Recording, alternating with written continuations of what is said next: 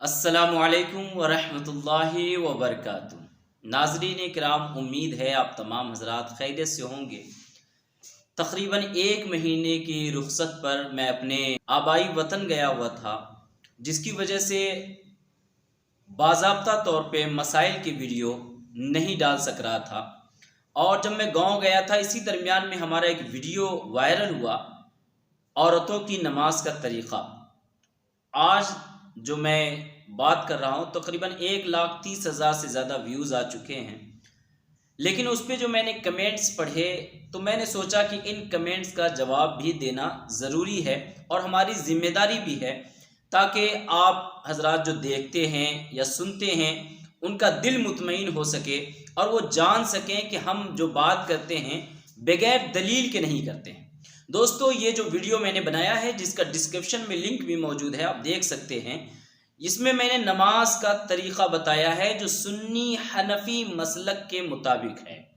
اس میں طریقہ بتایا ہے، دلائل وغیرہ نہیں دیے گئے ہیں۔ جب کوئی بات کرتا ہے، بیان کرتا ہے، تو اس میں دلیل وغیرہ دی جاتی ہے۔ میں نے اس میں ایک پریکٹیکل طریقہ بتایا ہے جو سنی حنفی مسلک کے مطابق ہے، لیکن اس کے لنک، اس کے کمنٹ باکس میں بہت سارے لوگوں نے کمنٹ کیا ہے، اور الحمدللہ اس میں سے زیادہ تر پازیٹیو کمنٹ ہے۔ آپ تمام کا شکریہ۔ پازیٹیو کمنٹ کرنے والوں نے دعاؤں سے نوازا ہے، اور ان میں سے بعض لوگ ایسے ہیں جنہوں نے طنز کیا ہے، تانے مارے ہیں، اور بہت سارے لوگوں نے کہا ہے کہ یہ غلط طریقہ ہے، عورت اور مرد کی نماز میں کوئی فرق نہیں ہے۔ اس کے علاوہ کچھ لوگوں نے سوالات بھی کیے ہیں۔ انشاءاللہ ان سوال کرنے والوں کے جواب کا ویڈیو، جو صحیح معنی میں کچھ جانکاری لینا چاہتے تھے، ان کے جواب کا ایک الگ سے ویڈیو انشاءاللہ میں کل یا پرسوں کسی بھی دن بناؤں گا، اور آپ کے تمام سوالات کا جواب بھی دے دوں گا۔ لیکن آج میں ان خاص مزاج رکھنے والوں کے لیے جواب لے کر کے آیا ہوں جو لوگ یہ کہتے ہیں کہ عورت اور مرد کی نماز میں کوئی فرق نہیں ہے۔ تو میرے دوستو، اہل سنت والجماعت اور سنی حنفی مسلک کے مطابق عورت اور مرد کی نماز میں چند بنیادی فرق ہیں، اس میں کوئی شک و شبہ نہیں ہے، جس کے دلائل بھی ہمارے پاس موجود ہیں۔ اور کچھ رافضی لوگ یا کچھ اہل حدیث لوگ یہ کہتے ہیں کہ عورت اور مرد کی نماز میں فرق نہیں ہے، یہ بے بنیاد باتیں ہیں، اور اس کی کوئی دلیل نہ ہونا ایسا ہو ہی نہیں سکتا کہ الحمدللہ اہل سنت والجماعت میں جو بھی موقف ہے، جس پہ بھی ہمارا مشرب ہے، اس کی تمام دلیلیں بھی موجود ہیں۔ تو پہلے آپ مختصر یہ سن لیجئے کہ عورت اور مرد کی نماز میں بنیادی فرق کیا ہے، جو کہ میں نے اس ویڈیو کے اندر بتایا بھی ہے۔ بچی جو میری بیٹی ہے، اس کو لے کر کے میں نے ویڈیوز بنائے تھے، اس میں کچھ ہو سکتا ہے میرے پیش کرنے میں، میرے ڈسکرائب کرنے میں کچھ غلطی ہو سکتی ہے، لیکن الحمدللہ نماز کے طریقے میں کوئی بھی غلطی نہیں ہے۔ تو بنیادی فرق کیا ہے، آپ اس کو دلیل کے ساتھ سن لیجئے۔ پہلی جو بات ہے، پہلا فرق یہ ہے کہ عورت تکبیر تحریمہ کہتے وقت ہاتھوں کو کندھے تک اٹھائے گی، مردوں کو کان کے لو کے برابر اٹھانے ہیں، اور عورتوں کو اپنے چھاتی تک یا کندھے تک ہی ہاتھ اٹھانے ہیں، اور دوپٹے سے باہر نہیں نکالنا ہے۔ اس میں جو دلیل ہے وہ حسن و حسین صفحہ نمبر 224 پہ اس کا ذکر ہے۔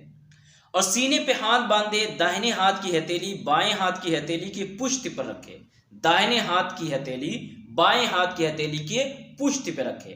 ہمیں کیسے باندھنا ہے؟ ناف پر باندھنا ہے، اور یوں ایسے پکڑنا ہے، 3 انگلی کو اوپر میں رکھ کے ایک انگلی کو ادھر اور ایک انگلی کو ادھر کرنا ہے، اس طرح پکڑنا ہے۔ لیکن عورتوں کو کیا ہے؟ پشت پہ ہاتھ رکھنا ہے، سینے پہ یوں۔ سمجھ گئے آپ؟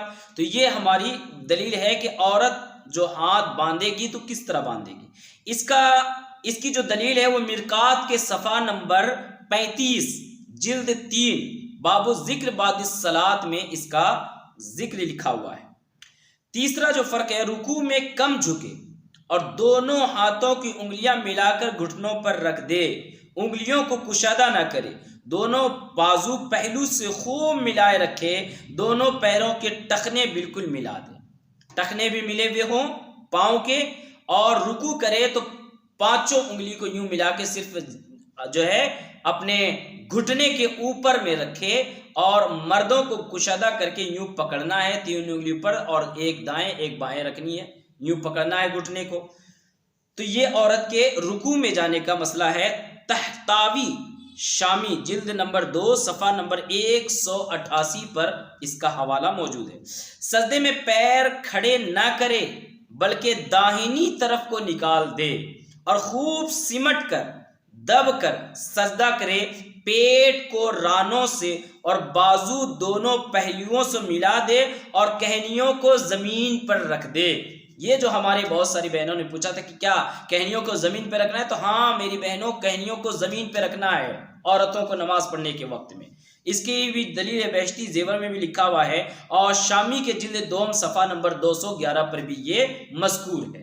اب آئیے حدیث پاک سے میں آپ کو دلیل دیتا ہوں، جس کو سننے کے بعد کوئی یہ نہیں کہہ سکے گا کہ دلیل کہاں ہے۔ آپ کا ذہن بالکل صاف ہو جائے گا، آپ کا دل مطمئن ہو جائے گا کہ ہم بھی حدیث سے ہی حوالہ رکھتے ہیں۔ آپ کا کیا مسلک ہے، کیا طریقہ ہے، مجھے اس سے سروکار نہیں ہے۔ آئیے، ان وائل ابن حجر قال قال لی رسول اللہ صلی اللہ تعالی علیہ وسلم، یا وائل ابن حجر اذا صلیت فاجعل یدک حذاء اذنیک والمرأة تجعل یدیها حذاء ثدییها۔ المعجم الکبیر للطبرانی کے جلد نمبر 9 صفحہ نمبر 144 حدیث نمبر 17497 پر ہے۔ فرماتے ہیں حضرت وائل بن حجر کہ مجھے رسول اللہ صلی اللہ تعالی علیہ وسلم نے فرمایا، اے وائل بن حجر، جب تو نماز پڑھے تو اپنے ہاتھ اپنے کانوں کے برابر اٹھائے۔ اس میں مرد، جو اہل حدیث لوگ کہتے ہیں کہ مردوں کو بھی اتنا ہی ہاتھ اٹھانا، ان کے لیے بھی دلیل ہے، کانوں کے برابر اٹھائے، کانوں کے برابر مرد ہاتھ اٹھائے۔ وائل بن حجر، جب تو نماز پڑھے تو اپنے ہاتھوں کو کانوں کے برابر اٹھائے، اور عورت کے لیے فرمایا کہ وہ اپنی چھاتیوں کے برابر ہاتھ کو اٹھائے۔ اب بتائیے، اتنی صاف ستھری حدیث آپ کو کہیں اور مل سکتی ہے کہ مردوں کو کانوں کے تک ہاتھ اٹھانے کا حکم دیا اور عورتوں کو اپنے چھاتی تک ہی ہاتھ اٹھانے کا حکم میرے آقا صلی اللہ تعالی علیہ وسلم نے ارشاد فرمایا؟ اتنی صاف اور ستھری حدیث ہے۔ اب آئیے ایک اور دلیل سنیے، غیر مقلد ہی عالم دین ہیں، ان کا نام ہے ابو محمد عبدالحق ہاشمی۔ انہوں نے رکوع سجود قعود میں مرد عورت کے فرق پر ایک رسالہ لکھا ہے جس کا نام ہے نصب العمود فی مسئلۃ تجافی المرأۃ فی الرکوع والسجود والقعود۔ یہ اس کی کتاب ہے۔ اس میں وہ لکھتے ہیں کہ اس میں ابن حزم ظاہری اور جمہور علماء کے موقف کو نقل کرتے ہوئے لکھتے ہیں کہ اندی بالاختیار قول من قال ان المرأة لا تجافی فی الرکوع لأن ذلك استر لها۔ کہتے ہیں وہ کہ میرے نزدیک ان لوگوں کا مذہب راجح ہے جو یہ کہتے ہیں کہ عورت رکوع میں اعضاء کو کشادہ نہ کرے، کیونکہ یہ کیفیت اس کے جسم کو زیادہ چھپانے والی ہے، زیادہ چھپانے والی ہے۔ حضرت امام بخاری نے ذکر کیا ہے کہ ایک عورت تھی ام دردہ، وہ نماز پڑھتی تھی مردوں کی طرح۔ اب یہ بتائیے کہ انہوں نے پورے شہر کی عورتوں کا کیوں نہیں کہا؟ ایک عورت تھی ام دردہ، وہ حالانکہ وہ بھی ایک اچھی پڑھی لکھی ہوں گی، وہ ایک الگ بات ہے، لیکن کہا کہ وہ ایک ایسی عورت تھی جو مردوں کی طرح نماز پڑھتی تھی، اور اسی کو دلیل بناتے ہیں اہل حدیث۔ تو میرا ماننا یہ بتائیے کہ باقی تمام عورتیں کیسے نماز پڑھتی تھی؟ اگر باقی عورتوں کے نماز پڑھنے کا طریقہ الگ تھا تبھی تو انہوں نے کہا کہ وہ جو ام دردہ تھیں وہ مردوں کی طرح نماز پڑھتی تھی، یعنی تمام عورتوں میں صرف وہ ایک عورت تھی جو ام دردہ، وہ مردوں کی طرح نماز پڑھتی تھی۔ باقی عورتوں کو سنت طریقے سے نماز پڑھنا تھا، ان کی ایک اپنی دلیل ہوگی، میں اس سے انکار نہیں کر رہا ہوں، لیکن اس وقت بھی حضرت امام بخاری نے یہ فرق واضح کیا ہے۔ پتہ چلا کہ اس وقت میں بھی تمام عورتیں اسی طریقے سے نماز ادا کیا کرتی تھی۔ اب آئیے کہ عورتوں کے نماز پڑھنے میں جتنا زیادہ وہ پردہ کر سکے اتنا زیادہ ان کے لیے افضل ہے۔ ان کو مسجد میں نماز پڑھنے سے افضل ہے گھر میں نماز پڑھنا، اور گھر کے اندر باہر نماز پڑھنے، صحن میں نماز پڑھنے سے اچھا برآمدے میں نماز پڑھنا ہے، اور برآمدے سے بہتر گھر کے اندر روم کے اندر نماز پڑھنا ہے۔ آپ بتائیے کہ مرد کا ستر کہاں ہے؟ ناف سے لے کے گھٹنے تک ہے، اتنا چھپانا فرض ہے۔ اگر باقی حصہ اگر دکھ بھی رہا ہے تو نماز ہو جائے گی۔ آپ کہتے ہیں نا سلو کما رأیتمونی یصلی، حضور کی حدیث کو آپ پیش کرتے ہیں کہ عورتوں کو بھی ایسے ہی نماز پڑھنا ہے جیسے میرے رسول نماز پڑھا کرتے تھے۔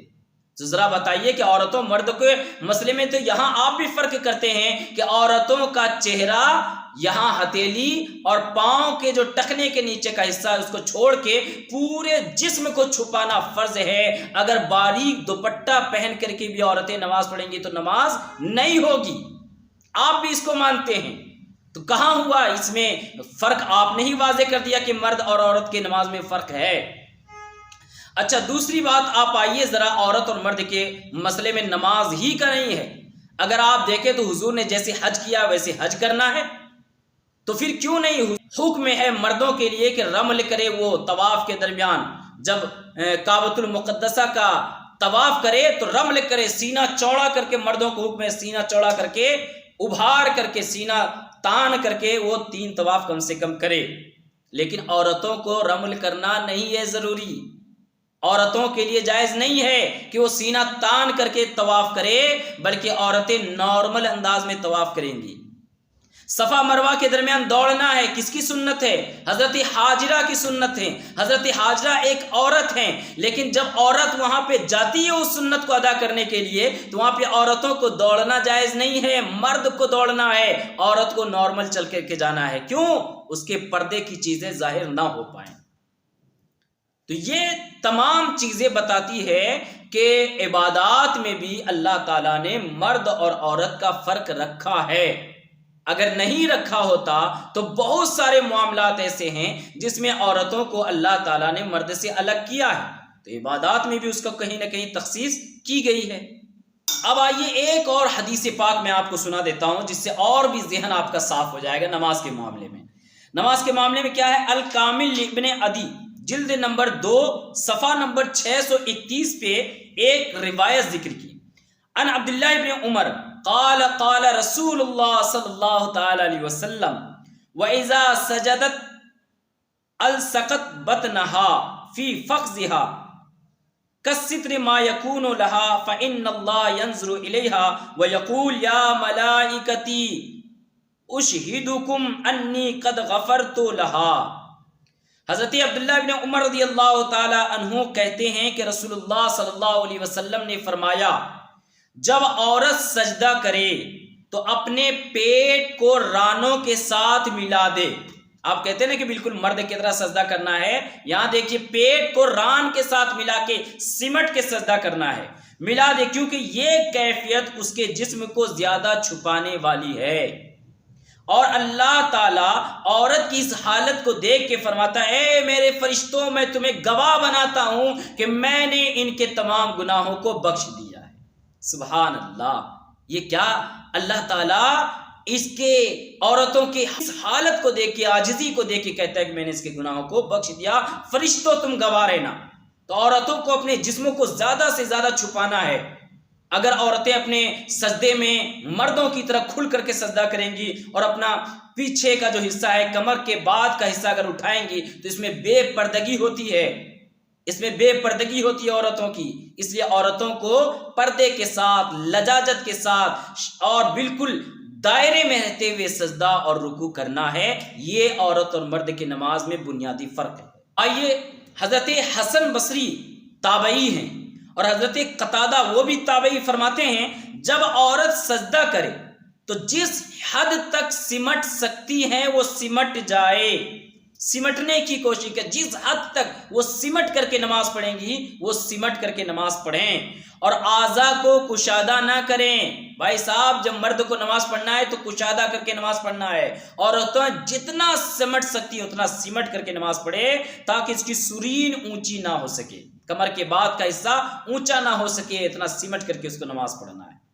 تو دوستو اس کے علاوہ بہت سارے دلائل ہیں الحمدللہ. آپ اگر کتابوں کا مطالعہ کریں گے، چونکہ ویڈیو لمبی ہو جائے گی تو میں ان تمام کو اگر ذکر کرنے بیٹھ جاؤں گا تو بہت زیادہ لمبی ویڈیو ہو جائے گی، اور میں زیادہ لمبی نہیں کرنا چاہتا. تو یہ چند دلیلیں مجھے یقین ہے کہ ماننے والوں کے لیے کافی ہے، اور الحمدللہ اس کے علاوہ بے شمار دلیلیں اور بھی موجود ہیں جو میرے علم میں ہیں، اور جو میرے علم میں نہیں ہیں وہ تو اور بھی زیادہ ہے الحمدللہ. تو انشاءاللہ یہ ان لوگوں کا جواب تھا جو کہتے ہیں کہ عورت اور مرد کی نماز میں کوئی فرق نہیں ہے. اب میں آپ کے ان سوالوں کا جواب دوں گا جو آپ نے پوچھے ہیں، جو ہماری بہنوں نے پوچھے ہیں، اور انشاءاللہ عورتوں کے وضو بنانے کا طریقہ بھی میں پیش کروں گا اور بتاؤں گا کہ کیا وضو میں بھی عورت اور مرد کا فرق ہے. انشاءاللہ امید ہے آپ تمام کو یہ ویڈیو پسند آئی ہوگی. چینل کو سبسکرائب نہیں کیے تو چینل کو سبسکرائب کر لیں. السلام علیکم ورحمۃ اللہ وبرکاتہ.